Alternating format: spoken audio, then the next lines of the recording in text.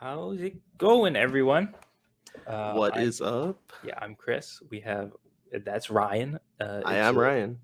Ryan and Chris talk cards. Wow, who would have thought we were Chris and Ryan, and it was Dude, Ryan? that's crazy. I know. Actually, Chris and I go back to like 2014, 2015. Oh God, I feel old now. Yeah, I met Chris through playing Card Fight Vanguard in Hawaii, actually. Chris moved over here and our scene Mhm. adopted him and he became a pretty prominent figure in our scene. And it was pretty sick. Yeah, I definitely enjoyed my time in Hawaii playing Vanguard and also, getting into a lot of other games, trading card games specifically, while I was there. The short run of Dragonborn, uh, RIP. I think the Dragon Ball card game also started introduced around then as well.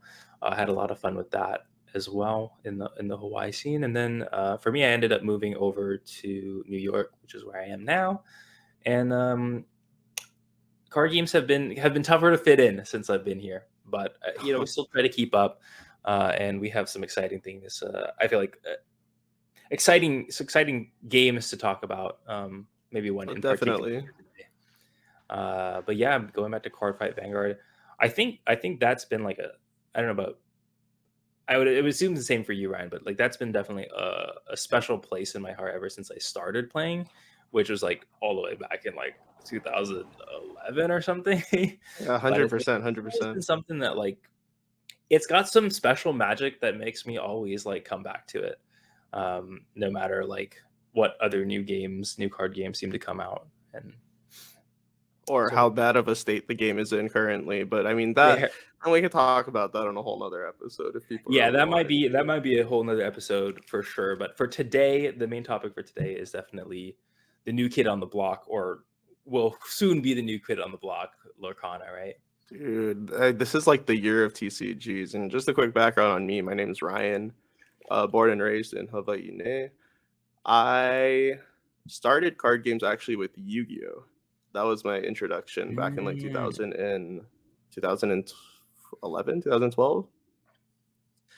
From there, the not the community, but like the game itself got a little toxic with Dragon mm, Rollers.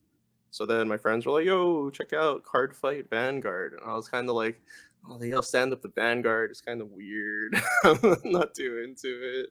But then I don't know. There's just again some magic about the game where like you're playing and then you're hitting triggers or you're not hitting triggers, and regardless, mm. so it's just really fun to play in general. Um, had the channel Off Topic Games with Caden Kawakami, the national winner from 2013. And I don't know, that's just how I met most of my friends. It's kind of crazy just how much the Yeah, game's actually, meant to me. same. God, it makes me so nostalgic. So like, I guess in terms of like TCG history for me, if you want to go really far back, it was like collecting Pokemon cards. Oh And yeah, yeah, yeah, you're right. It's collecting Pokemon cards. But the first like real time I really got into like trading card games for me was Magic. And I think it'd be kind of interesting to talk about. For me, that's really affected how I kind of like approach games now and how I yeah. like kind of judge games is like I see it through the lens of Magic. And so I think it'd be really interesting because you probably approach it like just like somewhere deep down, it's like you kind of view it through Yu-Gi-Oh goggles, even if not, Kind of. right? Yeah. So I played Magic and followed Magic for a long time. And then yeah, and then Card Fight Vanguard came up for me. I always thought like Magic would be like the game for me. Like for a long time, it was like no matter like I'm not really playing that much, but I'm following it. Like I would read articles.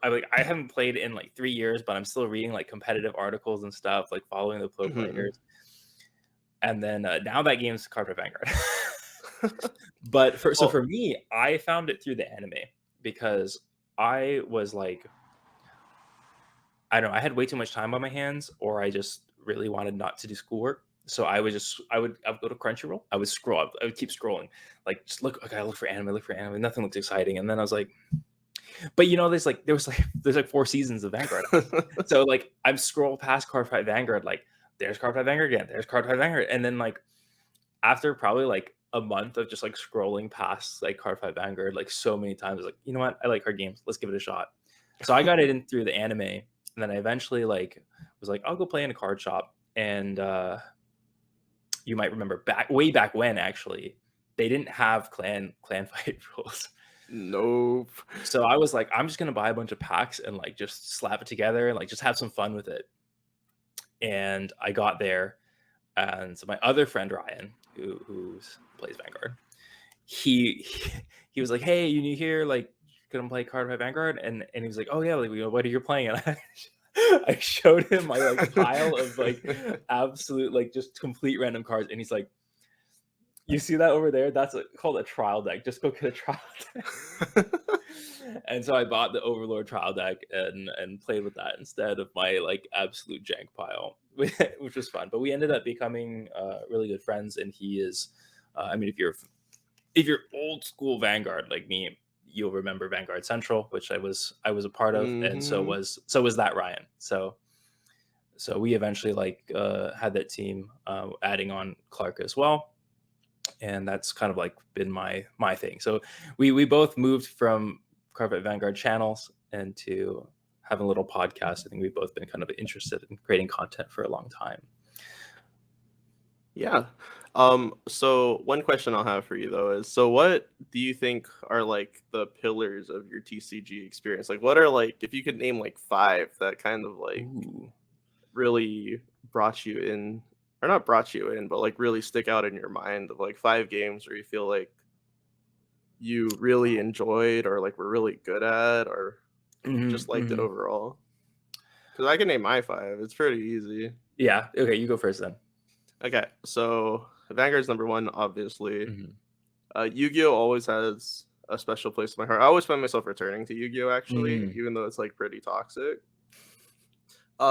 Waste had a part of my life that was like interesting. I met a lot of friends through Waste Shores. Not necessarily the perfect game in my mind, but it was just fun to play around with your Hmm. favorite anime and stuff. Digimon TCG has been really huge for us like lately. I'd say like in Hmm. the past year or so. Like especially in that BT8 meta was like Hmm. probably our favorite. And then the last one, this one might be a little hard. It's between Magic and then we recently picked up, oh, Kaijudo actually was there. Kai Judo. Oh Dude, man. Kaijudo was a lot of fun. We had a handful of like really good players and stuff. And then the game died just out of nowhere and nobody saw it coming.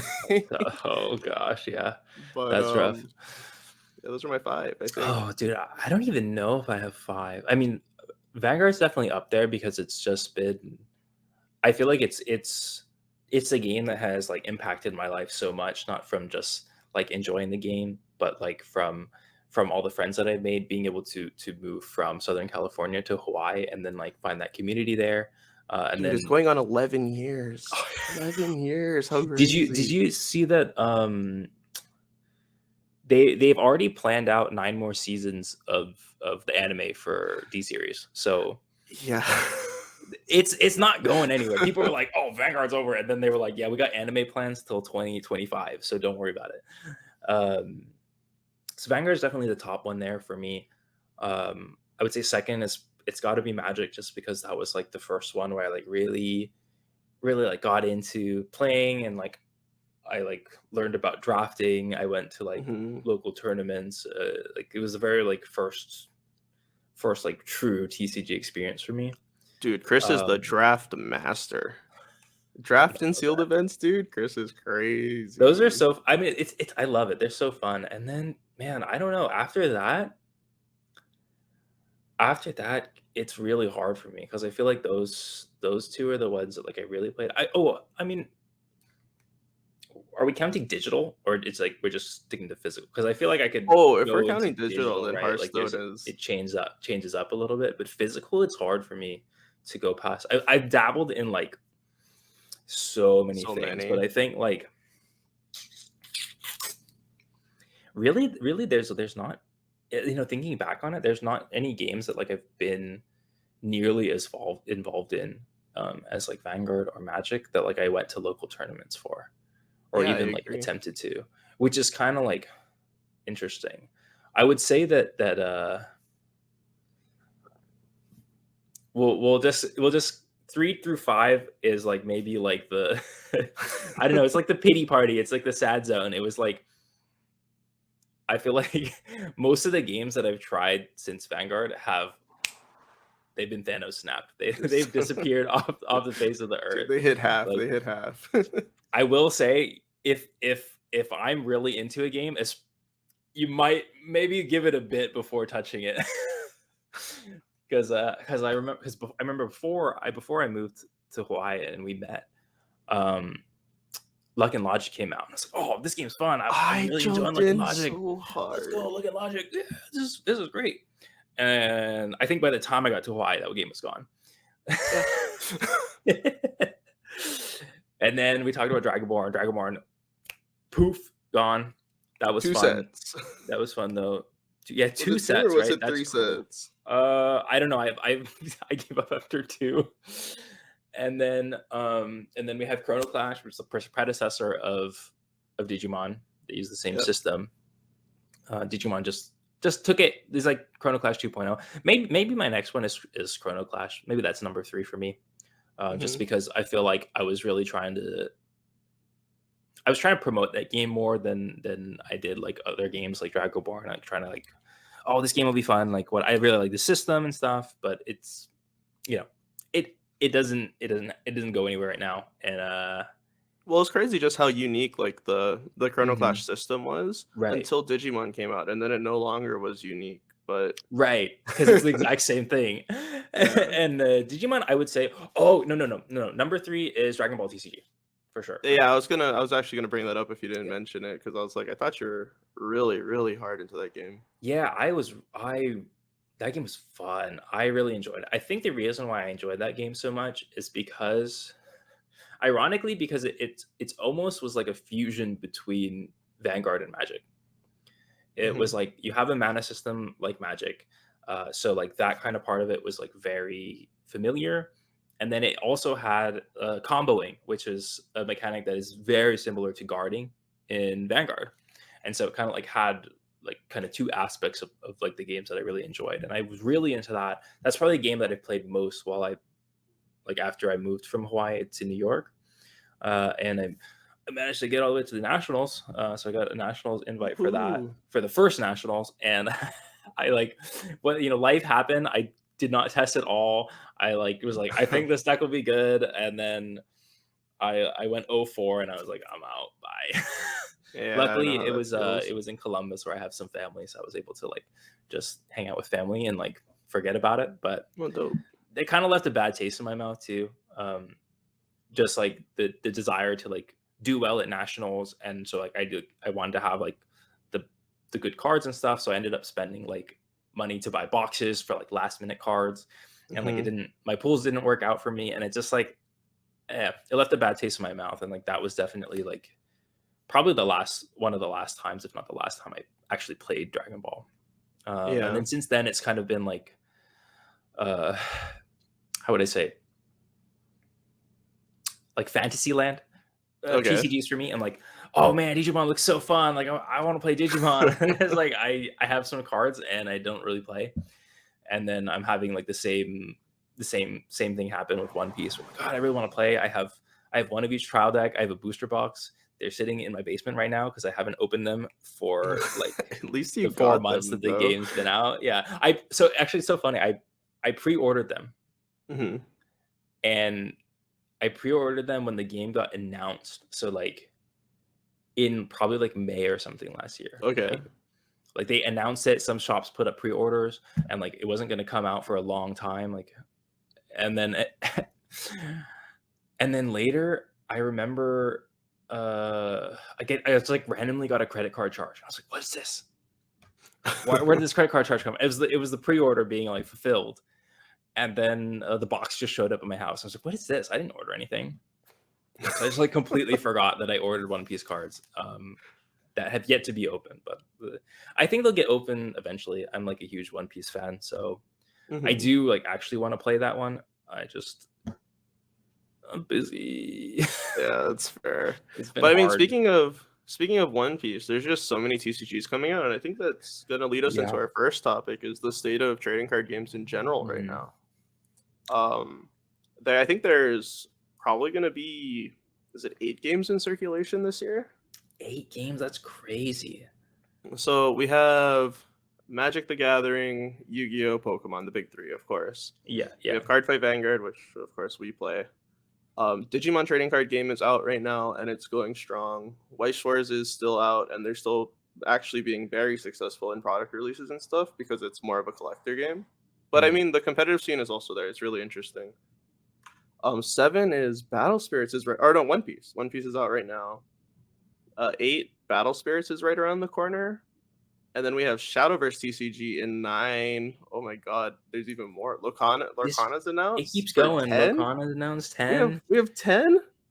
I lost track halfway through. Did we count like Flesh and Blood and things like that? Oh my god, 11 with Flesh and Blood. Dude, what a time. I mean, personally, do you think it's good to have a lot of games in circulation, or would you prefer it to be smaller and niche? I think Oh, we what to crossed say? 12. It's hard. There's like a lot of games right now. I feel like for me, I think it's a good thing. It's kind of like the the golden era of TCGs to have so many TCGs that are like on the market and being played. But it is like kind of like a good thing and a bad thing. I think mainly it's a good thing because I think like Magic, Yu-Gi-Oh, Pokemon have dominated for so long, Mhm. which is like that's fine. But I think that like the new era of TCGs where like they're coming out a lot is going to breed a lot more innovation, a lot more excitement because I accidentally foreshadowing one of the things for me as someone who comes from like a Magic background, so many of these games have just been like kind of like Magic clones. It was like Mhm. I picked up Hearthstone and it's like, oh, we get crystals, mana crystals, and I was like, that's mana, dude. Like everything's mana. Like even going to um like all,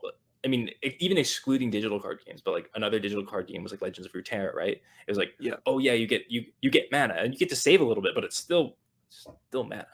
And then Mhm. like I mean, we Force the had Will Force of had, Will come out, which had they were like yeah. it's mana, but it's in a different deck. And then Dragon Ball came out and was like it's mana, but it's from your hand. And like Yeah, I mean, it's Duel Masters and definitely Kaijudo still had that same system too right. back in Duel the day Masters as and well. Kaijita had mana. Like I feel like most games they like don't really try to deviate away from mana that much, Yeah, and I and think it's a that's great why, system. yeah, I think that's But like, why like Cardfight Vanguard really stuck out to us maybe is mhm, because it is completely different yeah, than like Magic the Gathering yeah, and like the other big 3. It's, I think that's a good thing is that the big 3 are all uniquely different in how they yes, play. And then Cardfight Vanguard's like the little fourth one over there. yeah, I mean, Digimon might be the new fourth one because I mean, Digimon's like yeah. it is a completely different system. Digimon is very good. I will say. I don't like really get into it, but Mhm. Digimon's definitely had a lot of fun with it. But yeah. So yeah, I think it's exciting time to be a trading card game player. It's like not a great exciting time for our wallets, Oh but no. but an exciting time to be a TCG player because for me especially the parts of the game that I think I find the most fun is like kind of that the learning phase where you're like, oh, I'm like learning what's good. I'm learning like Mhm. how to cope with like the new resource system that they've introduced or like things like that. And I think that Yeah. the try to tie it into Lorcana a little bit is what I really hope is there's kind of like multiple uses for cards because I think that's one of the things that's been a common trend among the games that like I really enjoyed like Vanguard. You can choose to play a card or you can choose to guard with the card. And with Dragon Ball, Mhm. it's the same thing. You could play the card. You could combo with the card. I think that's one thing that's I'm going to really enjoy when I finally bust open those One Piece cards. It's the same thing. You can play with a card. You can guard with a card. Um, and Flesh and Blood has it too, but the system was a little weird, so I didn't really like Yeah, Flesh and get Blood into it is as much. it's so interesting. It is interesting. Like you sideboard like at the beginning of your match. It's like it's super interesting. It's super cool, but it's really hard. So, about me is I am very sporadic or Mm, very impulsive. So yeah, I'll jump into a game and like in my brain it's just like, oh yeah, you play the game. You buy the stuff, you play the game. yeah, But then it's like, oh, but then set 2, and it's like, okay, well, we buy more stuff and we play the game, and it's like, oh Yeah. look, new thing comes out. Oh yeah, we play this game. So Uh-huh. like currently, I'm playing. I'd say like 3 TCGs, maybe Mhm. 4. So like my main TC, I think this is like another thing is like trying to choose your TCGs and like what you Mhm. can afford to do for the Yeah, other for ones. sure. So like my main game, I would say is Cardfight Vanguard, 100%. Play premium, play V, play standard. I play all of it because I've been playing for so long. Mhm. Digimon is like slightly under that, where because it's such a good game and I think it has a lot of promise, that I'll invest. I've taken a small break for like the past 2 sets because I haven't really been enjoying the meta, but um, I'll probably. I think I invest into the game about as equally as I did Vanguard at the time. Then we have WeCross that we've been playing just for fun, and that's my minimal investment game. So like it's play with what I have, with other friends Mhm. that play with what they have. So it's not a big deal. I'm not picking up singles. I'm not going ham. Buy a couple product here and there just because it's fun. And then Yu-Gi-Oh is my. I have friends that have everything, so I can borrow and I can, play with them if I want, or I can build my own thing. Like I have Sword Soul because I like the archetype. It's my picky choosy investment game. But I think to like manage it, I would say probably stick to 2. And you Yeah, make 1 like your main game where you're going yeah. ham for every set you're updating. Yeah, And I then think make that's actually one. a really interesting topic, just, like, in terms of, like, main games and side games with so many TCGs, right? Yeah, It's it's like like priorities, right? mhm. How do you choose which one? And then, like, do you like, I don't think that my guess is that, like, the companies are not really thinking about this, but, like, do you think there's, like, so maybe there is one that will come out will be like, "You know what? There's so many TCGs on the market. Like, we're okay if like we're like a side game," and they kind of like shift it in that direction where it's like you don't have to like. Uh, Ideally, cards are like not that expensive. I know for a long time, I feel like people considered Vanguard like a side game because it was relatively cheap, especially like Yeah. at the start of like the new D format and stuff. Like things were Oh pretty yeah. cheap. Things have obviously changed now, but Uh, like I think that's kind of like an interesting thing to think of too. But like definitely the golden era of TCGs, but you got to be picky and choosy about yeah. what you can manage. It's so funny. I think it's like, how companies can have good intentions but Uh huh. poor execution? Yeah. I think that is what Overdress turned Yeah. into, was good intentions, poor execution. But yeah, I mean, hopefully with Lorcana around the corner, Hmm. I think Lorcana actually has the potential to break into that big 3, like that top 3. I think 100%. You have the IP behind it, right? It's crazy. Disney has so much money that they could probably buy Wizards of the Coast and not care. Like it's like when we're talking about Disney, like Yeah. Disney, Walt Disney, Disneyland, Disney World, all of the movies, all of like the Hmm. characters, there is so much stuff and so much Yeah. money that can be thrown into this game. They're working with, is it Ravensburger, Yeah. I think that's the name. who've made Villainous, which is like a board game, board card game, where it's like you have Hmm. a deck and then you try to travel around the board and get resources to play the cards. Okay. Interesting game. I picked it up just because Lorcana's around the corner and I wanted to see what they're about. Right. So, oh, that's cool. Like, see, like what they've kind of done in the past, what maybe they'll do with Yeah. Lorcana and stuff like that. Yeah, I think Um. the Lorcana has a lot going for it, right?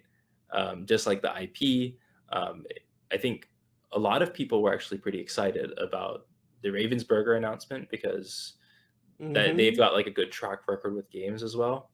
Um, not that I know, not that I'm familiar with it, but like other people are. I think for me, the exciting one is that they brought on Ryan Miller as a lead developer who is involved with Chrono Mhm. Clash, and he developed the Chrono Clash system, which is famously made Digimon one of the most Yeah. popular card All games right now. all Digimon players owe a bit to that man. So. Yeah, they do whether they know it or not. Mhm. So I'm pretty excited because I think he's definitely brought innovation to the card game space, and Oh he's yeah. he's he's not one to shy away from trying new things. And I think that will be one of the advantages that Lorcana will have for sure, especially as you try to approach a non TCG crowd, Oh right? yeah. So um, that may be one thing to think about too. So I guess our next topic, which kind of ties into Lorcana, is how can TCGs maybe have a successful launch in this golden era of TCGs where there's just so many. Like Battle Yeah. Spirits So 2 is like it's interesting. in that same breath that we're praising Larcana and all of its potential, it also equally, I mean, equally has the biggest potential to flop and like Mm, fail like hard if they do it wrong. Just because they're such a big name, like any yeah, kind of negative release would look so poorly on them because then they go, Disney has this much money and their game flopped on true, set one. Like, true. so it's a very high expectation execution like expectation from them. Yeah. But I mean, to release a successful TCG in this day and age, honestly, I don't think it takes much because Hmm. people are going ham on One Piece, and it was, I mean, True. it's successful, but just the way they did it was so poor because of like the shipping and handling Yeah. and just the price jumps on everything, Hmm. scalping, it's that game's crazy. I went to go buy Yeah. a box for a friend, and they told me $250, and I was like, "Oh, wait a minute." And Yeah, you can have it. You can keep it. this isn't even, like, from some random, it's from, like, my local game store. I was like, Hmm. "This is crazy how much it jumped." It reminded me of, like, Digimon Set 1, Hmm. I which we feel were like that's lucky been to a get a common case of. trend. Yeah. I feel like that whole like I guess scalping and stuff has been a bit of a common trend, and like TCGs Mhm. popping up where it's like, oh, everything's popular. Like it's kind of not that easy to get cards, especially when they release. I think while TCGs have kind of like done really well lately, I think Mhm. companies are still hesitant to release a new one because they don't want to like start with like, oh, we invested way too much and then no one ended up buying it. But then usually what happens is that everyone's buying it and there's like not Mhm. enough to go around, and then it kind of like feels bad for people. But i'm I think one of the things that I'm really curious about like Lorcana's release is that I think it will have a very different release compared to something like Battle Spirits, and compared to Yeah. even One Piece, because I think that most of these games that have been coming out are very kind of like ingrained with the TCG community already. Like Mhm.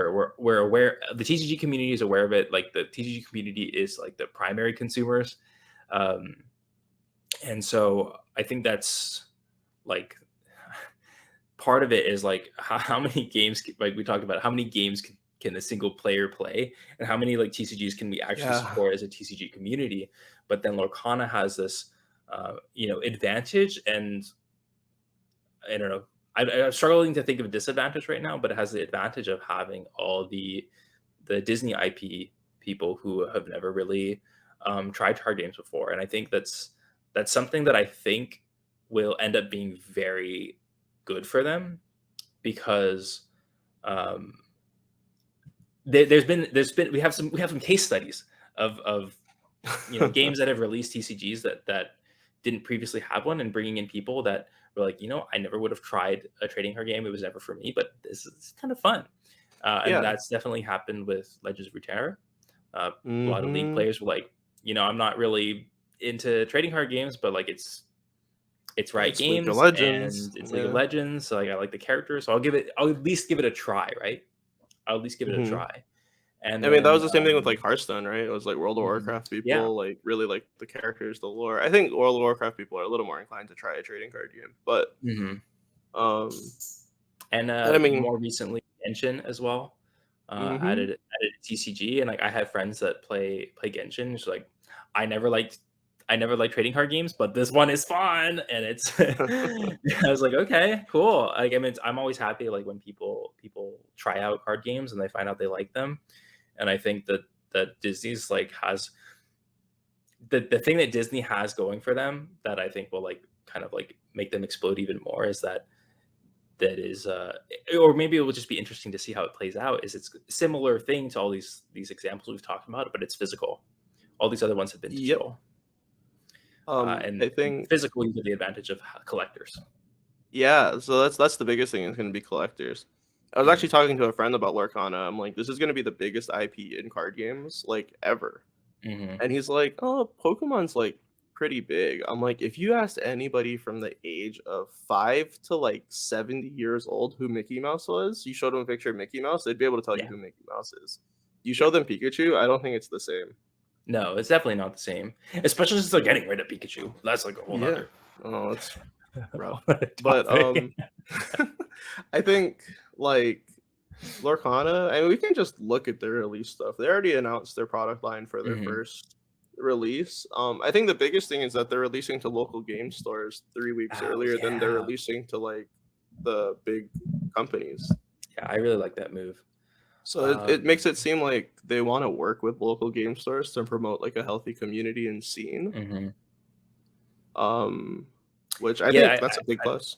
I agree. I totally agree. I think the biggest thing that they understand is that community is really important. That driving that community at a local scene, and it shows that they're kind of in touch with the trading card game community. Because I would say like there's so much that there's so many games that are fun, but you can't really find a place to play with them. Like you can't Hmm. really find a place to play them or find a community, and I think that causes people to stop playing Yeah. more so than anything else. Oh, 100%.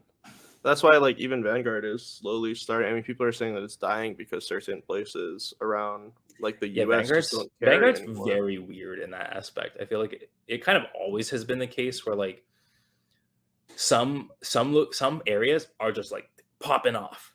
There's so Mhm. much Vanguard, and then other places are like, "What's Vanguard? I've never even Yeah. heard of this game." It's very odd to me. Um, Mhm.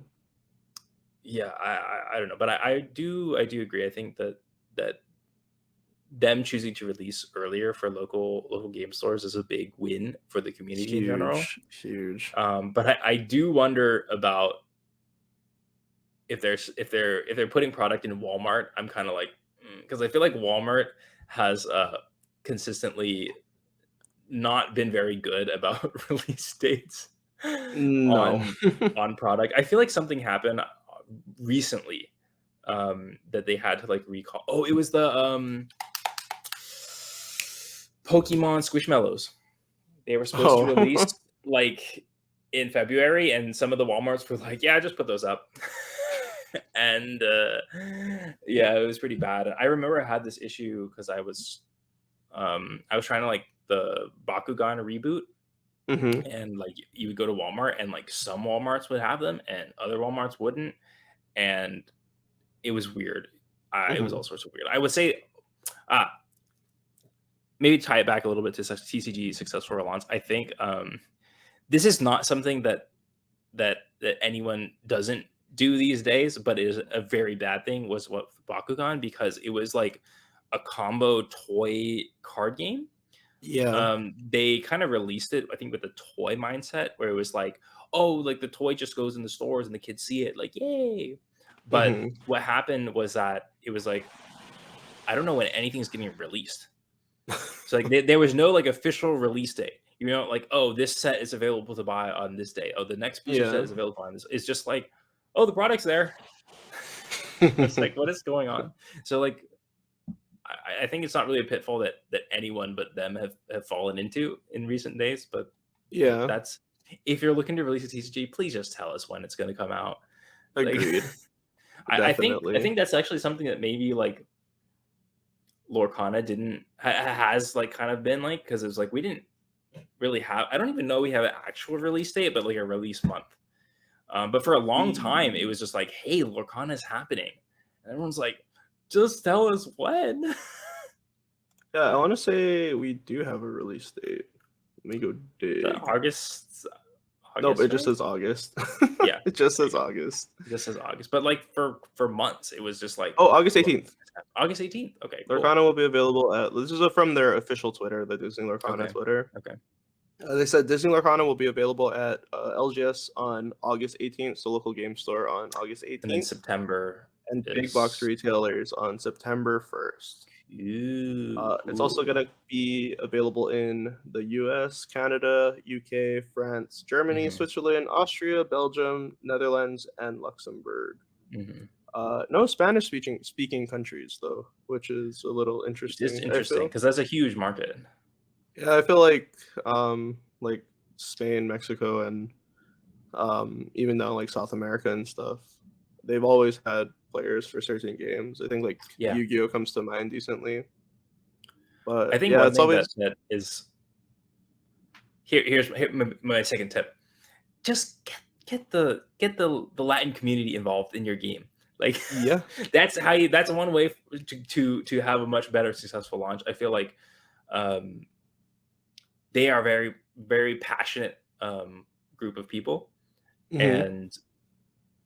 and I mean I've noticed from like my time playing Clash Royale, the Latin community, the Spanish speaking community is huge playing like Clash Royale. Yeah. They and they're all passionate. Like they come, they watch the streams, they get hyped for when they're like players do well, and Hmm. it's cool, it's fun. I feel like not every country really has that. Yeah. I think like there's a lot of times like where games could benefit from that, having that extra Hmm. excitement, extra passion, just injected into their veins. No, for sure. I think even I'm not bigger than the Latin community, but not having Asia at all. I mean, Yeah, Japan, like that's home weird. of card games, is Yeah, not listed on the release area. that is also a definitely an interesting maneuver, I guess. Yeah, it's Um, there's even like a Disneyland in Japan, so I right, thought like right. it would be one of And, the. and the card game communities, in Asia are huge, huge. I Yeah. mean, even aside from Land of Card Games, Japan, right? Oh Like, yeah. they're all playing. They a lot of those countries will even just like import Japanese cards and just play with those because like Yeah.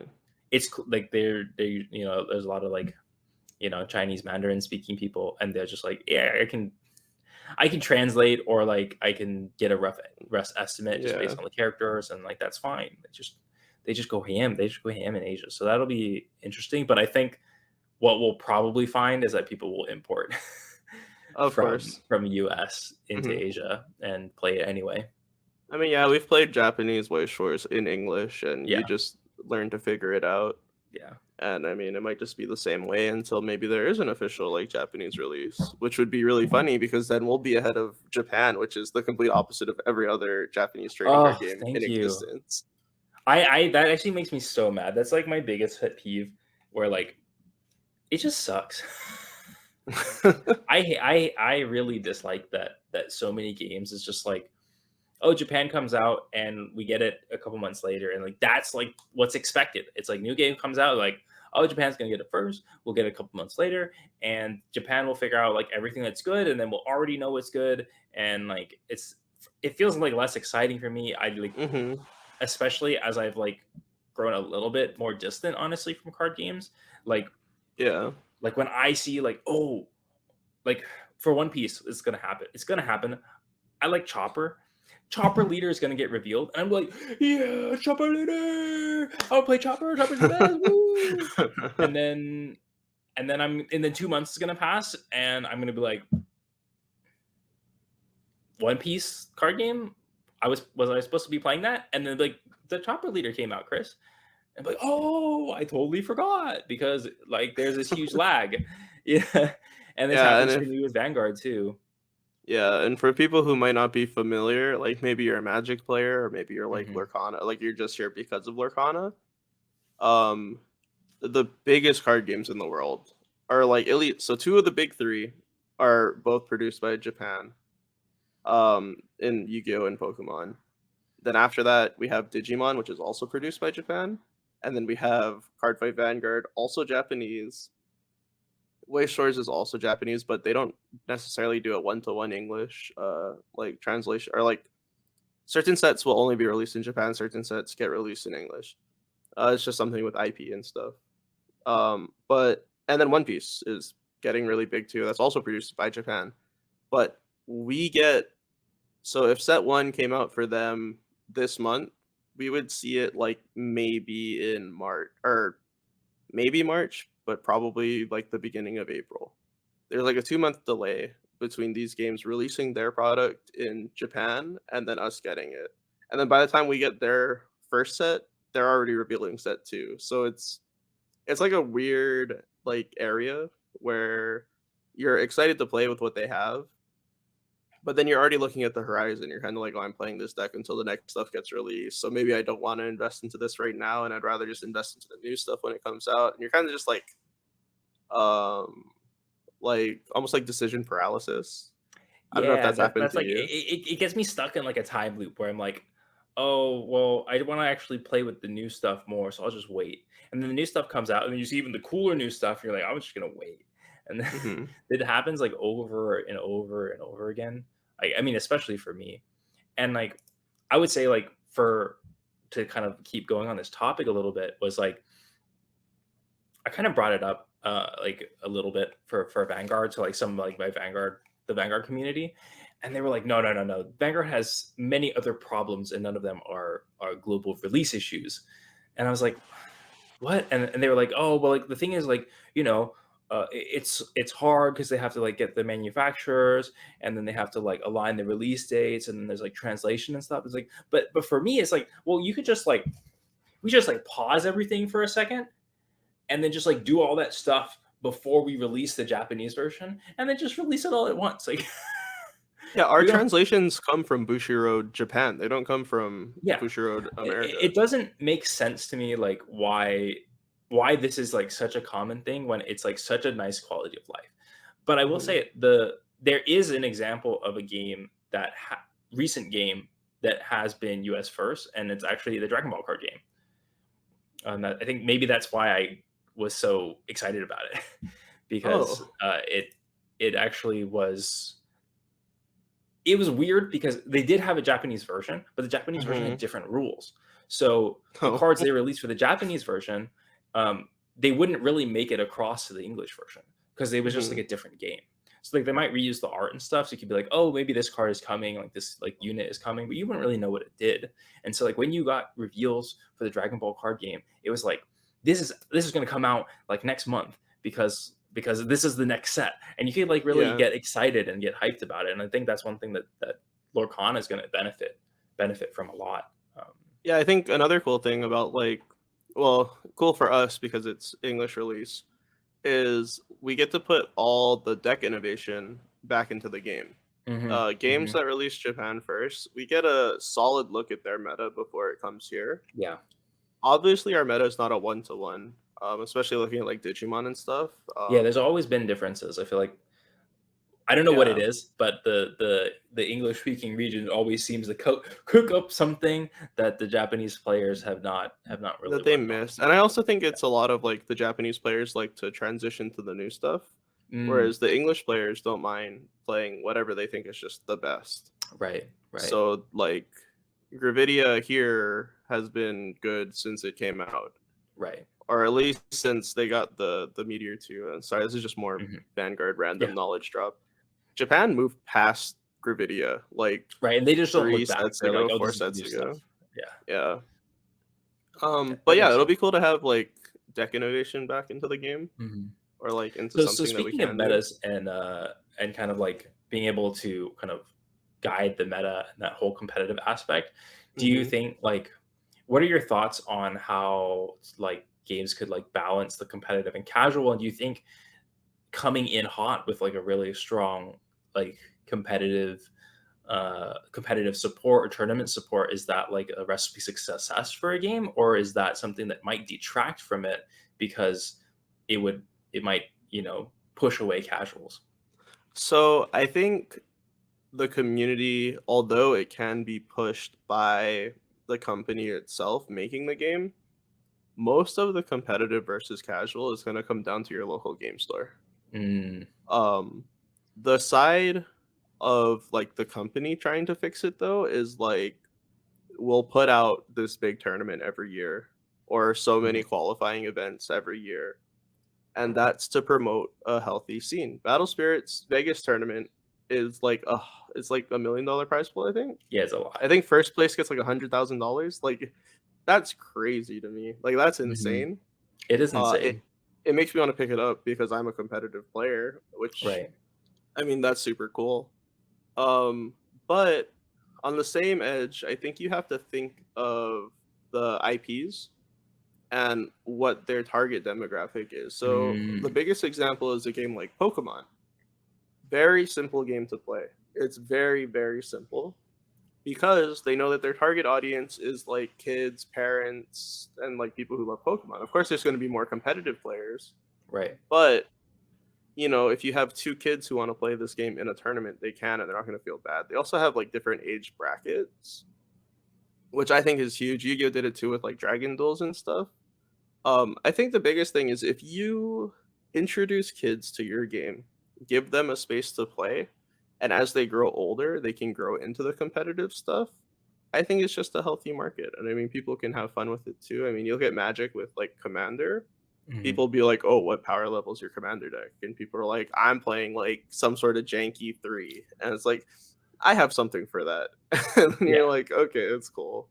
Or it's like, "Yeah, I'm a 10. I'm playing like ridiculous stuff in this deck." And then it's Mhm. like, "Okay, I guess we're trying hard, or I'm just not gonna play with you." Yeah, yeah, that makes sense. um, but that's more on the communities than anything, I think. So like if local Mm, game stores can for Lorcana, like we're getting 3 starter decks. So on release, I want to see a starter deck tournament because there's no competitive edge to people having mhm. packs and stuff. It's like it's good to support the game by spending money, but it's also good to support the people that aren't going that ham into it. Mhm. And then like trial deck tournaments are so easy to do. Yeah. It's like so simple. It's like you buy a trial deck, you get entered into the tournament, and you win. Like you can even do it like pack per win or something. It's like it's not. Mhm. It doesn't need to be too competitive. But then in the same like breath, I would like there to be competitive tournaments as well. You just need a mix.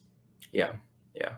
I think we might be a little biased in this aspect just because we both are kind of like a little bit more competitive. We've been involved in the Oh competitive yeah. sides of games where we're like, "Oh, like, competitive is really important." But I think one thing I've been trying to like think about more lately is like how important the casual side of things are, Yeah. especially for card games is like they're kind of like the invisible majority where so many of they won't go to card shops and stuff, but they'll like buy packs or buy trial decks and enjoy the game in their own space, maybe with their Hmm. families, maybe with some friends, but not adventure out into other aspects of the game like going to competitive tournaments and stuff. And I'm really glad you brought up Battle Spirits because I thought that was really interesting example, since it's a Bandai game and it's coming out shortly after One Piece, which they're Yeah. obviously not supporting nearly as much in terms of like competitive prize pool.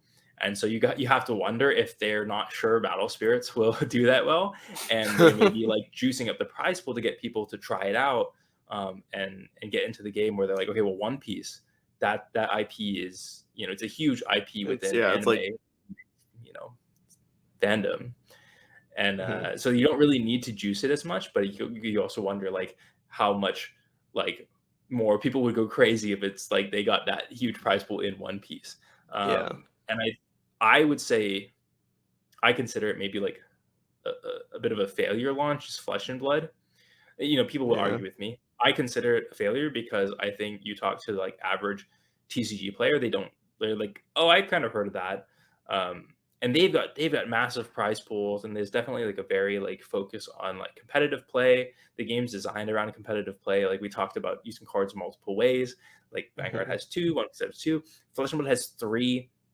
You use it to pay for costs, you can use it for defense, you can use it to like play it, but they also have three different variations of each different card because some of them like have their stronger power, but they don't give you as much to pay for your other cards costs. And it's like Mhm. it's a lot. Like I don't It's think it's very complicated. casually friendly to Yeah. like be bombarded with like, oh, there's so many cards, and why are my cards that are like the same different?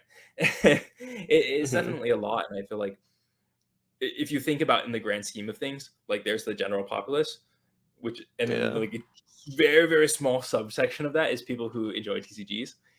And then if those people are kind of like, yeah, I kind of heard Flesh and Blood, but I don't know where to play it or how to play it or whatever, like that's Yeah.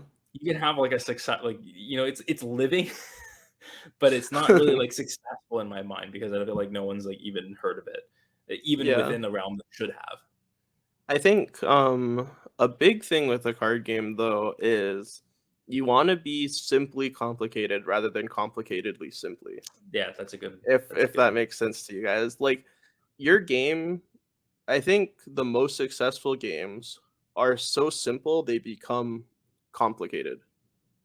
When you Hmm. look at like Yu-Gi-Oh, the thought of Yu-Gi-Oh is like I summon monster, I set trap, I can Hmm. activate spell. If I deal 8,000 damage to you, I win. It's super simple. But then once they keep adding more stuff and more stuff, you kind of find ways around the simplicity to make it Hmm. complicated. But I think that's like the biggest thing with promoting a competitive scene while also keeping it casuals. Casuals can still play the I normal summon a monster, I set my Right. two traps, I swing at you, and then oh you fell for my trap card, haha, and then Yeah. you move on. And then but on the competitive aspect, you have uh tiers and it's like okay I mill three cards chain link 1 2 okay but then this activates my thing so I'm gonna mill four cards and then it's chain link Yeah. 3 4 5 and Yeah. then I'm gonna summon from extra deck and do this. It gets really complicated and that turns off casual players, Hmm. but if there's still a space for casual players to still play their game, Hmm. they're fine with it. They're not like, "I'm quitting Yu-Gi-Oh! Because this format's awful." It's like, I still love playing Yu-Gi-Oh! Because the anime is cool and the dude Yeah. plays the trap card, and so Mirror Yeah. Force. Yeah. Yeah. It's the Yeah. same thing I with, like, totally get Magic, that. right? Yeah, I think it's pretty similar with Magic. I think that you kind of touched on a like, really interesting topic, which I feel like doesn't get discussed as much as like the fancy, the hot kid, which is power creep. Yep. Um, when everyone's like, "Oh, power creep," like, well, you got to worry about power creep. You got to worry about power creep, but you also have to worry about complexity creep. Um, Mhm. because I think one of the things that is so fun, I would say, about learning new card games is they're like when they first get released and they have that first set of cards, it's very like pure. The game mechanics are very pure. They like stand out very well, Mhm. and you get that simplicity. And there's a lot of I think a lot of beauty in that simplicity of card games when they're like, oh, these are like how things work together. And then you get 10 sets in, you get a year or two in, and then things are just going crazy. You have, like, What's 3 decks and, like Yeah, you got like like you get some and it's cool that like things can like do that, but like if you don't keep that like simplicity, like you said, the casual players can enjoy, it can get a little out of hand, I think. Yeah, Very very I think the hardest part with, like, complexity creep is 10 sets deep to get a new player to play your game. It's Mhm. not easy if the game is like so out of proportion to how it originally was. Because Right. like it might be simple for a player who's been playing your game for the past 9 sets to like grasp like, Mhm. oh, we're doing all this stuff, but just add this. Yeah. But now for a new player, it's like, well, I had to do this from the beginning. You introduce this in set four, so I have to like learn how to do this, and you introduce this in like set seven. I have to learn how to Mhm. do this, and now there's this completely new thing in set 10, which might kick out the thing that we learned in set two. So what was the point Mhm. of even doing this? I don't know. It's like a there's like a fine line between making a game too complicated and too simple. Like Right. we don't want it to be It just like is a fine war line. where it's like the highest number wins and that's Right. it. You're not really even playing that game, right? Yeah. And like I think you also brought up a good point there where, or maybe hinted at something there, which was that not only is it important to and difficult to not just like add on these steps and steps and steps and steps and steps that make a game more complex and harder for new players to come in, but Mhm. how do you prevent doing that while also like keeping it more continually interesting for your existing players? Because if you never change anything, it also like people get tired of it. Like I Yeah. played I think the example for me is the card game Teppen, where like it kind of felt like the sets were kind of like they were kind of like barely rehashing old ideas. And one of the things I think, which will be interesting, we'll see if how Lorcana does it, but um, they kind of had this thing where you add a new archetype every expansion or whatever, right? So like you get these new archetypes and they don't mix back with the old stuff. And then it's like, well, sometimes, let's be honest, sometimes the new stuff isn't as good as the old stuff, right? Nope. And so then people just keep playing the old stuff and they don't really care about the new stuff. And you just like, I don't know. It's Yeah. it's a very interesting thing. I don't envy game designers sometimes. Yeah, because It's a even tricky then, balance. like if you're not They introducing always new get for it no matter what. yeah, if you're not introducing new stuff for older players, then if your new stuff every set isn't better than the previous stuff, it doesn't sell. Hmm. And like I know from like a competitive aspect, you're like, oh, it's cool that my deck has longevity, but for the company aspect, they're like, okay, like 1,000 people have been playing the same deck for the past 3 sets and they haven't bought into anything new. It's like how how do we get them Yes, you made off it. of that without hurting like the health of the game? Yeah. So I mean, power creep is something that isn't gonna not happen, or if Oh, that's for sure. sorry, I like definitely don't power think. creep is a necessary thing. I It's agree. just Yeah, I agree with that. it's the levels of power creep is something Hmm. that companies need to like They need look to be at. careful about, right? Like Bushiroad is one of the worst examples of this. I think like they'll do like decent power creep for like 4 sets or so, and then set 5, like the power creep jumps up a completely different level instead of like Hmm. gradually increasing the power creep. At least that's how it was like G format, I would say. Right. Yeah, I would But agree with then that. then you look at like V, and it's like every set you had to play something new, which is Yeah. too much power creep in between each set. Hmm. It was like for me at least, I was like, I've never played as many clans as I have in V format because it's like Hmm. my deck sucks now. I have to go play something completely Right. Right. different. And then now they're having the opposite problem where like they made things so good that they can't make like mediocre effects that are like cool because they just Yep. suck Yeah. and they're not playable. And like you got to keep in mind for anyone who's listening, when we say playable, we mean like that are tournament like competitive. Like you Yeah, can like obviously always viable. you can always play stuff casually in a form like casual environment, but when things are not uh, you can't bring it to a tournament and expect to do well compared to stuff that like was out like 5 years ago. Yeah. You kind of have a problem. You have a problem there because the competitive players are not buying. It's especially a problem, I would say. Maybe you can agree with that because the competitive, like I would say that these formats, like it's the format we're talking specifically about, is not the main format anymore for Vanguard, which means the players who are looking at this format and thinking about doing it are either people who are casual and they used to play the game when this Mhm. was the main format, or they are competitive people playing competitive looking to get into another way to enjoy their favorite game, Card Vanguard. And if Yeah. they're like more competitive, they're not going to buy and they're not going to try to buy new cards if they suck. And so, that's just the truth of it.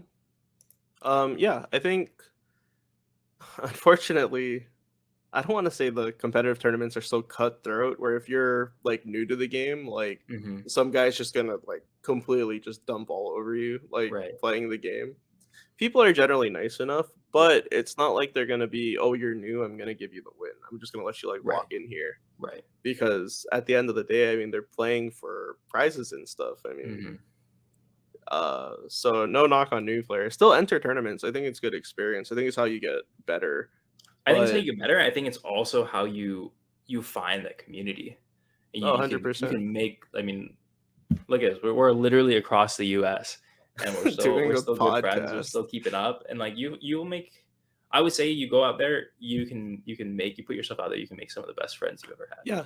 I think the biggest thing is by entering tournaments, you kind of put your name out there or like your Hmm. face out there.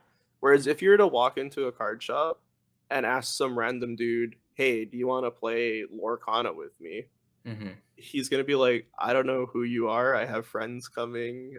Maybe some other time. Yeah. I mean, they're also nice where like they'll just play, but it's not the same as if like, oh, I entered tournament like 2 weeks Yeah. ago, and then I entered the tournament last week, and we Right. matched You're a up a couple familiar of face. times.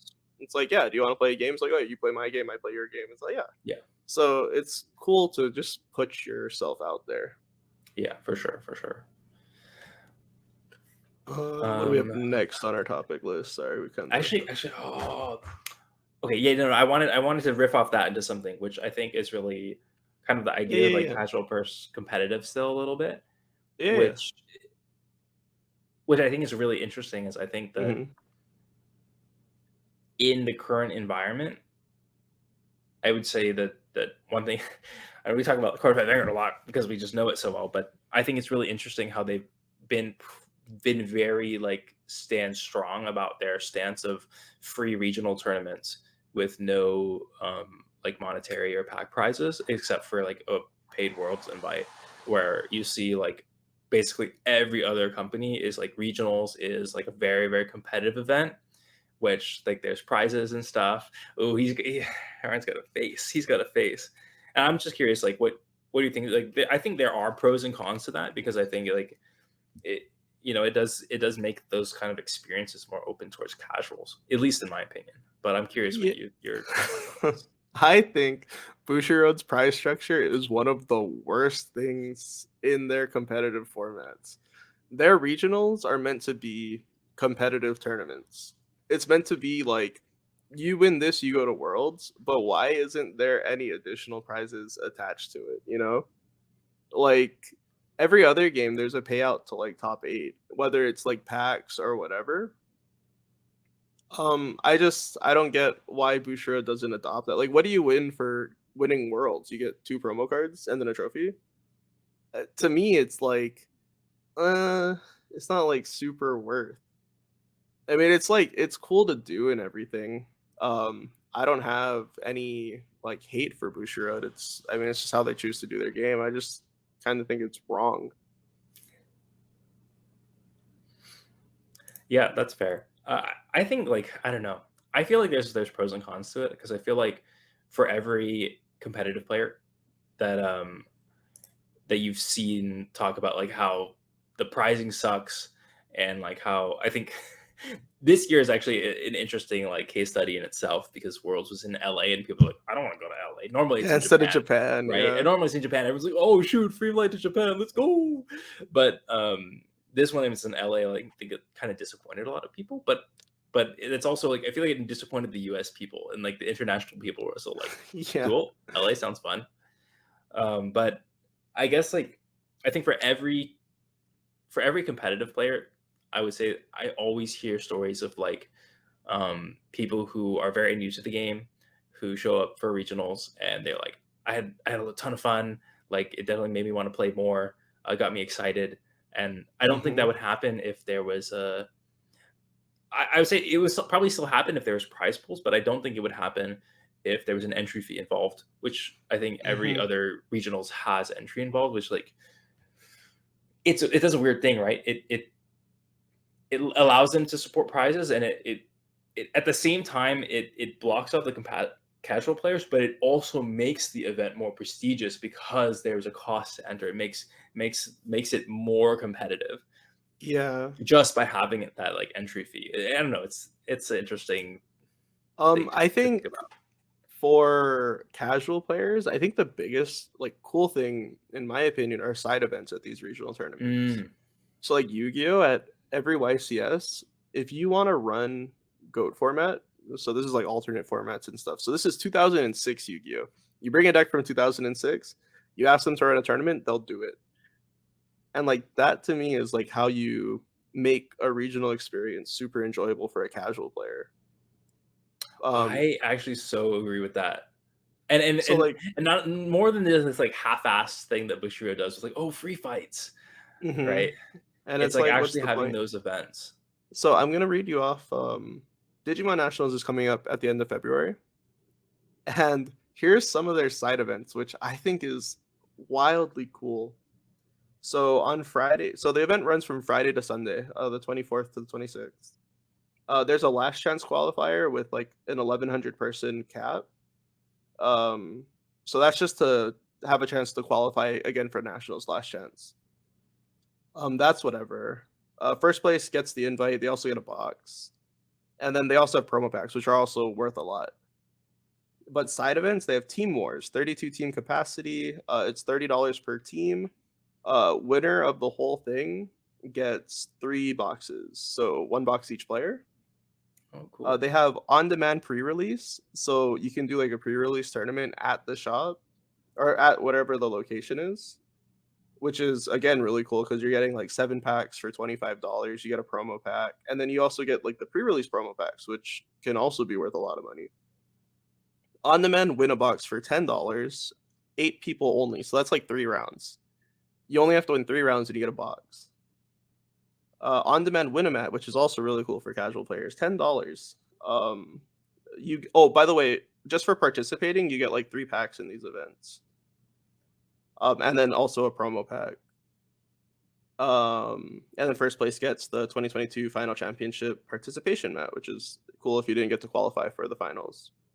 On-demand Championship Finals event alt art stamp set, which is again alt art promos, all stamped with the Nationals logo on it, for $15, but you're getting packs as well just for entering. And then it goes on for Saturday as well. It goes on for Sunday as well. It's just, I think it's like, I think your nationals and regional level events are supposed to be like all day fun with the card game I All day like fun to play. events. Yeah. Yeah, that's actually so true. I'm actually really glad you brought that up because when you did, it got me thinking about probably one of the most fun times I had going to like a regional event. And I can't remember what the event was. I think it was actually, I think it was a PTQ for Magic Hmm. um, that I went to with like a friend in college. And it was a draft event. And we like didn't do that well or something. So we dropped out. And I think one of my other friends had gone there or something. I can't really remember. I'm gonna ramble too much. But they had a lot of side events, and I don't know if you're familiar with Two-Headed Giant. It's a format in Magic where Yep. you have it's a 2v2 format where both players on both teams bring their own deck, and you play coordinated turns. Hmm. So instead of like we have different formats, like in Vanguard, it was like crisscross turns. Like it's like my team takes one turn, we like do all of our stuff, like I use my mana for my things, blah blah blah blah. Actually, I can't remember if you share mana or not. It's been a long time, but basically you like we take our turn and then you take your turn, and you're two-headed giant because you're like, hey, what you got, you're like strategizing together and stuff. And so they had a two-headed giant draft tournament, so you would also Oh my draft god. as a team, and you would open like two packs at the same time and then pick two cards and then pass it. It was like so much fun. And then just So like playing fun. with my friend there against like other people who like came with their friends or like maybe their significant other. That was like that's like a standout as one of the most enjoyable TCG moments for me. And so I'm glad you brought that up. And I feel like that's a really good point that hasn't really existed because of the pandemic and stuff. But I hope Oh yeah, it's been crazy. yeah, I hope that companies will kind of bring that back. The side event culture Hmm. definitely is a big boon, and we'll see what I hope Lorcana does some cool stuff like that I because I think it would be agree. fun. I think it's like the biggest thing for me. Sorry to route this all the way back to Lorcana again. Sorry, I've been just like gushing over this game for like the Yeah, past like yeah, like month since they announced all this stuff. I'm so excited with the lore. I've never been as interested in the lore of a game hmm as I have been for Lorcana because mm, it's Disney, it's yeah, storytelling. I want the game to revolve around like storytelling. I think it'd be so hmm cool. It's like Mickey yeah, jumped into a book and found Elsa, but she has a spell right, book instead of her right, normal stuff, and ran into Captain Hook with the sword on his hand, and just like it's crazy what they can do with this yeah. game. And I You know how happy that makes me to hear that you're excited about the lore because I'm like a super like lore addict. he is the lore guy. I'm such a lore addict. I'm really sad that I haven't made time to read the like create cross epic for Vanguard, and like Yeah. they have like all these like side stories online about the units. I haven't like bothered to read them. But like Mhm. oh my gosh, that's actually the other thing that I would say like has really been probably for me the reason why I've been kept in touch with Vanguard for so long, because I enjoy the lore. I enjoyed learning about, like I enjoyed the show. Like it comes from these kind of things outside just the Mhm. gameplay for me, especially. Mhm. And like even Magic, like you might be surprised to hear, I I had a few magic books. I read the magic books. I was like so into it. And I love like the lore and how things kind of evolved. And then I would follow like they have like the planeswalkers. The whole story revolves around like these five planeswalkers now where they like Yeah. jump around to different planets and have these like different things. And like there's all this like, you know, drama and strife from within them because obviously like there's a black colored planeswalker and like she's not really that good of a person, but they gotta work with her, you know. And it's like I don't know, it's interesting. I feel like those kind of aspects have really what kept me in tune with the card games that I Yeah. played for the longest more than anything. I guess just to close on Lorcana though, I think the community has been plagued with scalping for all of their Yeah. products for probably the past like 2 years. And I Hmm. think it's a combination of local game stores being afraid to order too much product in the case that Mm, it fails because again through the pandemic maybe they didn't sell as well if you're not Pokemon where like right. you're selling extremely well as a collector thing, and then also a combination of companies not wanting to print too many cards because it might just not be ordered Yeah, they don't want to get because burned. again, yeah, during the pandemic, I mean both it's these both people having the same idea to not lose too much of a profit, but the people who get hurt by it are the consumers, like the Yeah, the players. consumers. But It's this might be a it's hot take. Do you think this is all Pokemon's fault? You think it's all the Logan Paul effect? no, do you want to hear my hot take actually? Do you want to hear my hot take? Yeah, okay, let's hear I it. Let's hear it. think it's a conspiracy between local game stores to up the price on all their product and make more money. I don't actually believe, sorry, don't actually trade me. I just think it's a funny conspiracy that stores would be in cahoots together to buy each other's product out and raise it up. I think is like such a funny conspiracy theory that I heard. But That is a pretty funny conspiracy theory that like all the shops everywhere, they're purposely not putting product on the shelves but to it's so weird. hike up the prices.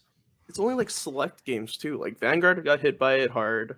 Mhm. Um like Digimon was hit by it hard, not so much now Yeah, anymore. it always seems to go away, right?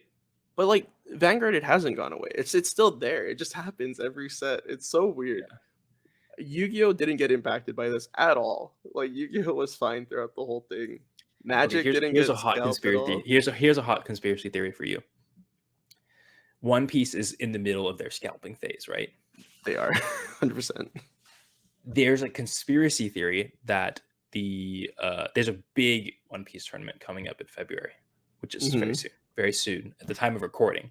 The conspiracy theory is that EU has been holding their boxes and they're going to flood the market just before or after the regional series starts to get their bang for their buck. Is that actually true? Or I is that like don't an know. actual we're just making stuff up? I love it. Yeah. Bondi lied and people died, right? Yeah, I was Um, gonna say like it kind of feels like especially like a Bandai issue because, it but is. I They're also just feel awful like at shipping. It's really yeah, crazy. but it also kind of feels like Bandai's also just been pumping out card games, and so like it's just kind of like recency bias where like oh yeah, Digimon came out and they got scalped, and One Piece came out and they got scalped, and they both been having had really bad scalping issues at the beginning, but Yeah. they are also like the last latest two card games to like really splash onto the scene. I feel like. Hmm. Um, yeah. And then what's your opinion on digital versus physical TCGs? Do you think Lorcana will have like a digital release eventually at some point? It's hard. Yeah, if you I, think about it, so we've had so the big three has a they digital have version of digital, yeah. their game. Vanguard just got a digital version of their Hmm. game. Not as good as the other ones, but it's still there.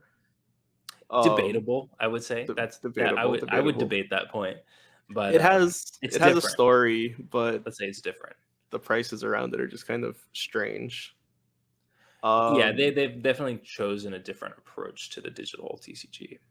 I mean, literally, I've played Hearthstone from like Hmm. 2014, 2013, whenever it came out, to like probably 2018 and then stopped. Hmm. Um, I like digital trading card games personally. I like digital trading card games. I think that like it's very It's very interesting. I don't know, I feel like I have a Yeah. lot of thoughts, and they're just not really coming out. I think that Mhm. there are games that I don't think a physical game needs a digital version. Yeah. I don't think that and then you have cases like Shadowverse where they're creating a physical version, which is all sorts of weird. Because there's so much Um, stuff that they do in the digital version that you just can't replicate on the yeah, I physical mean, it's gonna version. play like a different game. Mhm. So I think that's kind of interesting. I kind of feel like there are it's almost like television and like versus like it's almost like different like content mediums. It's like Yeah. a game that can be designed for digital and like do exceptionally well because it can do things in digital that like only work in digital. And Mhm. then like things can also be physical that don't feel as good in digital. I would say like Yu-Gi-Oh has this where like Yeah. placing down trap cards doesn't feel as good and like as it does like as it does when you're playing like Master Duel online because there's not really like a player to player thing going on where Yeah, like it's not and like a I have read going on, right? yeah exactly like, I have friends that like will I don't know if you fall into this group because we never played Yu-Gi-Oh but he likes to bluff right so he likes to Yeah. the way he interacts physically with his trap cards his face down cards uh he does it in a way to get the opponent to try to think something and you Yeah. can't really do that in Master Duel. So I think that depending on how Lorcana does it, it doesn't really need a digital version. I Mhm. think it might get one eventually, but there's always that like question mark of like does does a digital game take away from the physical players or does it bring in more people that wouldn't try the physical game anyway? Yeah, I think, like, there's pros and cons to doing both, right? So, like, the physical aspect really grows your community. Mhm. Like, it grows it harder than a digital version does, For sure. just because there's so much person-to-person interaction. It grows your local community more. Mhm. Digital, I think, has the potential to grow a much larger community in general due to the fact that it can reach so many people. People can Yeah. stream it on Twitch, people can do just all kinds of stuff to get people interested in the game. Does it hurt your release monetarily? Maybe. If you release at the same time, it would be a little rough. But Pokemon does it in a way where you can get packs. When you buy physical packs, you get codes to Mhm. put on the website, which is really cool. Mm. I think more So digital companies could make yeah. that a thing. So I okay, I have a little hot take. I think that having a digital product, especially on release, would be like very negatively impactful. And I think that because I think consistently you've seen uh, in this day and age of many different things trying to like vie for people's attention, that digital games and digital TCGs will come out, and so many people, everyone, and their brother and their mother's sister's brother will try it, Mhm. and then like a month later, it's all the way back down, and like only like a Yeah. hardcore people are playing it, and I think that's because when you have a digital game and you can click free play, you can click ranked, you can play so much more than you can a physical game where you have to get together with friends, you have to go to your local card shop and you have to like make that effort to play. It's so easy to just like boom boom boom boom and what happens is you get burnt out. That's a personal anecdote. It's so much easier to get burnt out on a game when you like have access to it all the time. And I think that actually will so my stance would be if you want immediate success, you launch digital. If you want a long term community, you probably don't want that digital aspect involved. Maybe have like a physical launch. Y This is maybe like I don't know if this is specifically for Lorcana, but in general, I feel like that might be something to think about. Yeah, no, I agree. I think, launching physical, it just makes people invest more into the game, which Hmm. makes them more inclined to continue playing it for the long Yeah. term. Whereas you make a digital and so many people are like, "Oh, free to play deck list for this, free to play Hmm. deck list for that, free to Hmm. play deck list for that." And I build free to play deck, I play until I get to a certain point where I get stomped. Yeah, I or choose to spend I'm so money, sick of this or game, yeah, it's like you I know? choose to spend money to progress myself, Mhm. or I just have to grind it out and wait and wait and wait. Yeah. And Yeah. but whereas when you get the physical version, you're physically investing your own money and time into the game Mhm. to get product, put it together, make a deck, think about it, and then play. And I mean, overall, I think physical is better. I think I digital do is too. just I think there's something about, like, our human goblin brains. It's like, "I own this. This is yeah. my thing. This you is see the my shiny this is card. my card. Ooh." You know? yeah. You really But don't get no, it when you play digital. I like when a game gets further along though, for testing purposes, having an Oh, yeah. online client Yeah. where I could play with, say, Chris. I mean, we could do it on Mhm. webcam. It's just so much more annoying than if we It's had really annoying to play on webcam. your days. I've gotten more used to it. I feel like I'm, like, not as against to it as, like, I first started, but hmm I would definitely prefer to have an online client. I think for for in general, like, once a game is kinda like shown its stuff, or like I'm very into it, it's really nice to have a digital client, like you said, because then it's like I don't have to like make these huge plans to go play with friends. I can kind of like get in a game now and then whenever I want to, Yeah. and just like I can scratch that itch if I Or get it. even like I know you're saying you get burnt out when you play a lot of games. Hmm. When testing for a big tournament, you have to put in a large amount of games Yeah, in not a short amount of time, but like a varied amount of time where it's like right. A I specific can time frame for sure. yeah, and then also it's like the variety of generally so I'm gonna break it down for you guys who aren't familiar with card games. Generally, you have a group of friends. Let's say you have 3 friends that are playing this game. You guys aren't gonna have everything on hand in the game because it's just not monetarily, like, sound if you guys aren't, like, just hard whaling for this game. So to get certain practice against certain decks, your friend group might not have it, so then you have to go to local game stores and try to find people that have it. Whereas if you go on the client, there's a solid chance that you just run into it. And to me, I think that's like the value of an online client, if it's done well. Right, being able to like have exposure to decks that your friend group doesn't have. Yeah.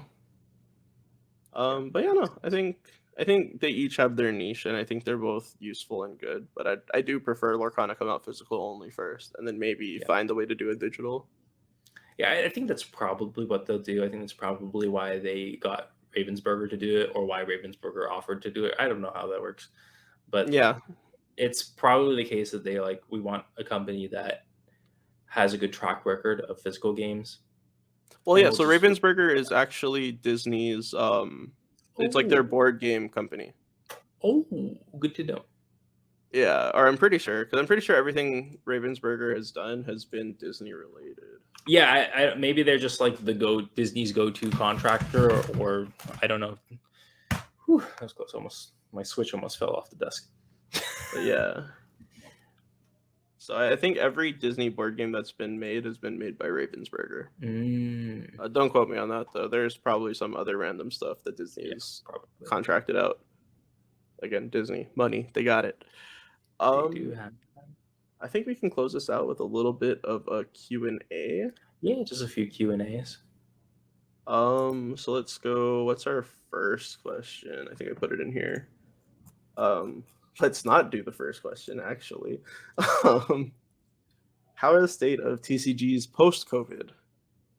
Um, Oh, so good. I think it's hard. I think I've had a worse, not a worse time playing, but a worse time getting cards Mm. It's post been much COVID. harder to get cards for sure. Tournaments haven't. I mean, now that they're back, they're pretty large, but I think stores are Mhm. still afraid to commit to a community. I heard Yeah. Magic, they're not able to like certain Magic places aren't able to do in person. There's a lot going on in the Magic world, and I've very much disconnected from it, but I think that honestly, one of the recipes of success that I think Lorcana has going for it is that Magic seems to be in shambles. I think a lot of Magic players are not very happy with Wizards of the Coast lately. That's Mm-hmm. like at least kind of what I've heard on the grapevine. Dude, you can't Um, release $1,000 pack for proxies. It's just not. That's not it. Yeah. I think it was like that was like the last it was like the stone that broke the camel's back, right? A lot of them Yeah. were like, "You know what? Like this is too much now." And so there's actually a card shop somewhat close to me that would like they would just let you run proxies Hmm. in all their magic tournaments. Like we run magic tournaments, but like you can bring proxies if you want. And I feel like they were like the outliers or the black sheep or whatever, right? And then now it's like everyone's like, let's just play with proxies. Like, why should we Worry Wizards about doesn't seem to having the care. cards. Yeah. So I feel like that might be something like that Lorcana is going to benefit because for the longest time, I feel like it was Magic players just played Magic and Yeah. they didn't really dabble out. They didn't really. There's no real reason for them to dabble out, right? Um, Yeah. and that's like been it's been hard to like for a lot of companies to be like, oh, we want to like try to get some of the Magic demographic, but like Hmm. they're very entrenched, and I feel like that might be different now Yeah. with Lorcana on the horizon too.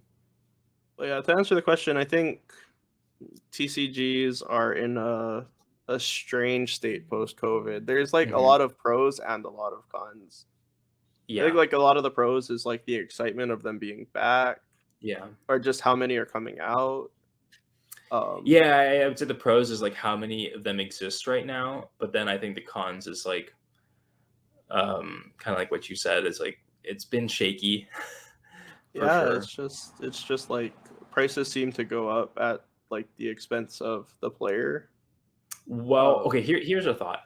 Um, I think that in general, it mhm. seems to have been a trend for the pandemic that people have spent a lot more time and a lot more money pursuing entertainment.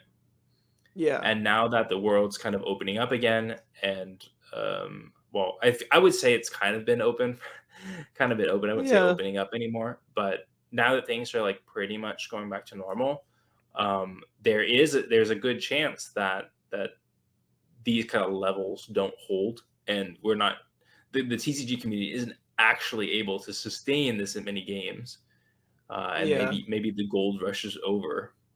Maybe. Yeah, that's fair. Another interesting question. I'll have you answer this, and I'll put in my thought if we don't agree on the same thing. Mm. What does the word Lorcana like mean? What do you think it means? Ooh, Like, what do you think the name stems from? I already have an answer for this. I'm pretty sure. I don't know if I have an answer for that. Okay, I'll give mine then. I'll see if Yeah, you agree. I got nothing off my So dome, I'm so. thinking Lorcana, spelled Lorcana. It makes me think lore as in like story, and then kana as in like arcana or like magic. So like Mhm. story magic. And when we look at the game and like the certain characters, we have like story bound, we have sorry, let me flip other stuff, There's like Dreambound. Dreamborn and like all this kind of stuff. So I think it's Yeah, just like story magic. story bo story magic. Yeah, I think that's kind of what I was gonna say too. Something along I was like, lore, comma, but then I was trying to, like, really dig deep into my Disney brain, which doesn't exist, and be like, "Is there, like, some lore thing?" You know? I would say, like, I'm not super, like, deep into Disney as much as, Hmm. like, other people are. I love Disney. Um Yeah, so I don't have like deep knowledge, but I've definitely, enjoyed Disney for a long Dude, I'm time. like, I want to put together like a Moana, Lilo, and Stitch deck. Oh my god, all like the Ooh. Hawaii stuff together. That'd be Oh, I love sick. that. I love that. Well, sorry, Polynesia, because Moana isn't Who's necessarily Hawaii. what like character like what deck would you be like the most excited Mulan. for? Mulan? I told my friend he's another Ryan Young. Shout Yeah. outs to you. I'm gonna be the best. I'm gonna be the best Mulan player on the island. I love how it was like boom, you didn't even have to like wait for that. Didn't even They have and to think. and Mulan's getting the giant card. She is, and I will flex Big that on card. him every single time. So that's a shout out to you, Ryan Young. I know you like. Know you like Mulan. I would be the best. The best. Oh shoot. Do you Yeah, have one? do Really, I just have come on. one? Mulan Mushu mid range. Oh my god. I like Mulan. I like Mulan. Mulan would be sick, but I feel like I don't know. one thing I've noticed for me is that it's hard for me to pick like the character. No matter like Yeah. what the IP, I always have a hard time being like, that's the one, that's like my character. Because I was like, when Hmm. I started playing Dragon Ball, I was like, oh, like what's like my character? What's like the character that like I love the most that I want to play? And I was like, there's characters I like more than those, but I don't have like a one that like really like I love, love, love. And the same with One Piece. I was like, do I have a character? And there's a lot of characters in One Piece, but I don't have Yeah. one that's like the standout one for me. Well, I think the Is there coolest like thing a is standout Disney movie for me? I think the coolest thing is that we're gonna get to see a combination of characters. So you don't even gotta Yeah. play like it's not like you have, oh, I am strictly Mulan. It's like you have to still draw into the Mulan. Wait. I have a question for you. Yeah. Is Wreck-It Ralph Disney? Ew, Wreck-It Ralph. I'm pretty sure Or it's is he Disney. like one of those ones where it's like, oh, it's like Pixar, but Disney? I don't think it's Pixar. Nope. Walt Disney Animation Studios. There So you yeah, go. Wreck-It Ralph could be in there. There you go. That's me. Yeah, I'm Wreck-It Ralph. I don't know how you guys are gonna get past my boys though, Yang, Ping, and Po. Bro, they're gonna be the freaking they're gonna be my Sugar walls. They're Oh, so much I'm gonna fun. wreck it. Oh, I'm gonna be so obnoxious to play. I'm gonna be like, I'm gonna wreck it. So funny. Um, Oh, I hope he's like a game-winning card. You just slap it down. just I breaks the win. I'm board. gonna wreck it. Yes. How do you think card game communities can improve to accommodate a bigger diversity of players? I think we talked about this actually. Yeah, I think we talked about it a little bit. I think. I mean, unless we're going into like racial diversity or like gender diversity and things like that. I think.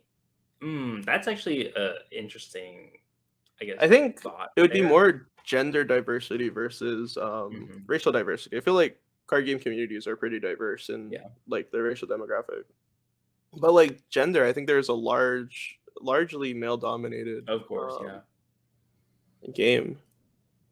I think I have like two thoughts on this. Maybe three. My 3 pointers. Here's what I say: three things that I think card game communities can do better to be more welcoming in general. Yeah. Whatever kind of diversity you're talking about, I think the number one thing is what we talked about earlier in the podcast, which is like fun events, side events, like tournaments, events that you're doing in your local community that aren't just I want to win and I want to get prizes. I think that's really important for like bringing in players and bringing in community members that aren't interested in those things. I think the second thing is not to be try to be less judgmental. I know that there's like there's a tendency in all games to kind of associate personalities with the decks people play, Yeah. and I think that we can all do better to try not to be judgmental of other players, to make it real, to get real with it. Hmm. I distinctly remember there was a time where there's a new kid, like really young kid, who came in to play Cardfight Vanguard at our local game store, and he had a deck, and he played against another guy. And I don't think the other guy had bad intentions, but he did not approach the situation appropriately because he's kind of stuck in this like personality to deck type thing. Yeah. And the little kid, in he's a little boy, and his deck was Bermuda Triangle. And for those of you unaware with Card Fight Vanguard, the Bermuda Triangle, the personality we associate with Bermuda Triangle can sometimes, is typically the like super weeb, like it's either women or like people who too obsessed with idols and you're a little suspicious about them, Yeah. kind of thing. And so his opponent, the person that was playing with him, was like, oh, like you're not, I didn't think you were the type to play Bermuda Triangle. And what he means is like, you're like a man. You, you what you know what I think Ryan understands. It's hard for me to explain to people who don't get it. Like he means like, oh, I you're like manly enough like that doesn't suit, like you're too manly, that doesn't suit you, is like kind of like what I think he's trying to do, and he's trying to like, that's what he like his intent, but like the kid, oh, the poor boy, he was like, because that's the deck that like he obviously chose and he likes, Yeah, and he has a reason for liking that, and so I think that that story can show us that like, you know try not to judge people or like make comments like that based on what people are playing, because everyone has yeah, their own preferences and everyone's enjoying the game in their own ways. And the third thing, the most important thing, something that I need to get better about, so it's a message to me as well as everyone else, is um to be more like my friend Ryan from Vanguard Central. When you see a new face around, just try to be welcoming to them, because that can make a whole difference. And it can just like, it can bring them into the community. Like it makes them feel welcomed, and makes them want to come back and be more part of the community. And that's like the number one thing, that I would say that we can do as like a community, is just be welcoming to new faces and be like, hey, I haven't seen you before. You here to play Vanguard? You here to play Magic? You like whatever it is. Just kind of like be welcoming, and then like it makes people feel part of that community, and I think that's just so powerful. Yeah, so yeah. that's my I third thing. think I think at the end of the day, it's just be respectful to people. Yeah, Everybody comes from different walks of life, but at the end of the day, we're all human. So like, you just can't be like, oh, I'm playing against a girl, so I have to go easy, or yeah, because we got Hawaii, we got girls that'll fuck you up. Sorry, I yeah, didn't mean to swear. They'll like they're just better. yeah. Um, I know. we also That's like, so I mean, funny. like, so it's just, you shouldn't go in with any kind of preconceived notions. Yeah. Just be accepting, be willing to talk to Mhm. anybody, be kind, whether it's like male, female, LGBTQ, doesn't matter. Absolutely. Be I mean, kind. everybody just should have a place in the community. Yeah, that's Yeah. basically it. Yeah, I would agree with all that stuff. Um, I think that's it for the questions, unless there's something you wanted to answer. No, I think that's good with me. Yeah. Do you have anything you're looking forward to 2023? I mean, obviously Lorcana, but Look, that's a big one. I'm this is recency bias, but I might try to get more like back into like actively playing Vanguard. hey, let's Uh, go. it's recency bias because I just caught up on the anime this morning. I'm like, oh, I'm juiced. I'm juiced from the anime. It was so good. Um, so we'll see if that holds up. 2023. What else is coming up? Um, yeah, I mean, I think mostly Lorcana. I'm excited to be like, hopefully get into One Piece. Hopefully get a little bit more active with Vanguard, and hoping we have a continued fun and the podcast stuff. Yeah. I hope that as well. Yeah, I was gonna say, I mean, other than Larcana, obviously. I mean, I'll see you at Worlds at Disney World, so it'll be easy enough. That would be Um, so sick. Oh dude, it's my gonna gosh, happen. It just has to. It has to it happen. has to, right? It It's does. I want us to play top 8 on like the spinning teacups. I think it'd be so funny. your Yeah, turn. it's two people in there, and then they have one person just spinning the wheel constantly. That's um, such a funny idea. so yeah, I'll see you at Disney World. I'm looking forward to finally being able to Hold on, I need play. to write that down. If we make videos outside the podcast, we're doing playing Lorcana at Disneyland.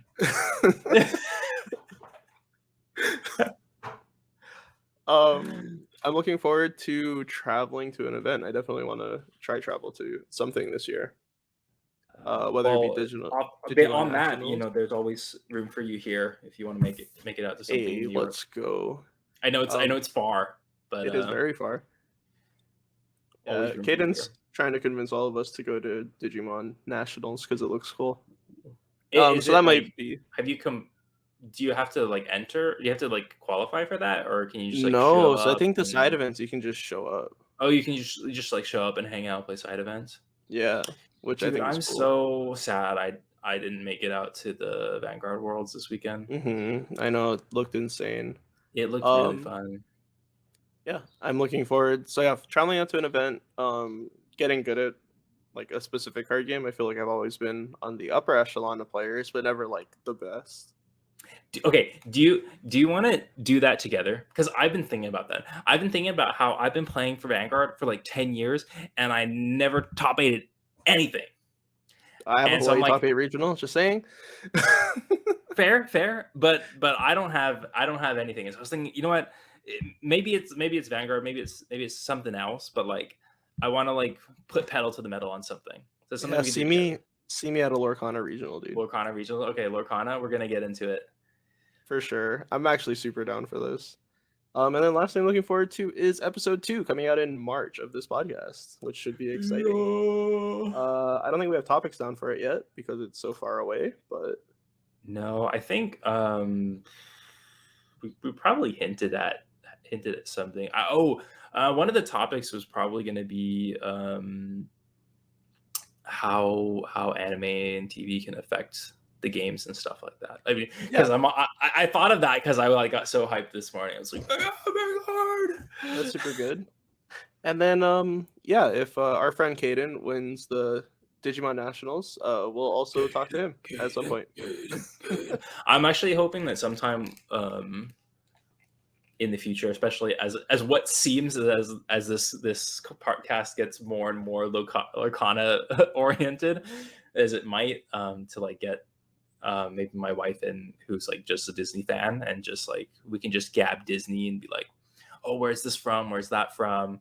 Um, I think I off riff, uh, from what we've seen, like the starter decks, right? We've seen was it Moana, Wizard Mickey, um, Aladdin Sleeping and Beauty, Cruella, and Cruella, Sleeping yeah, Aurora Beauty, and Simba.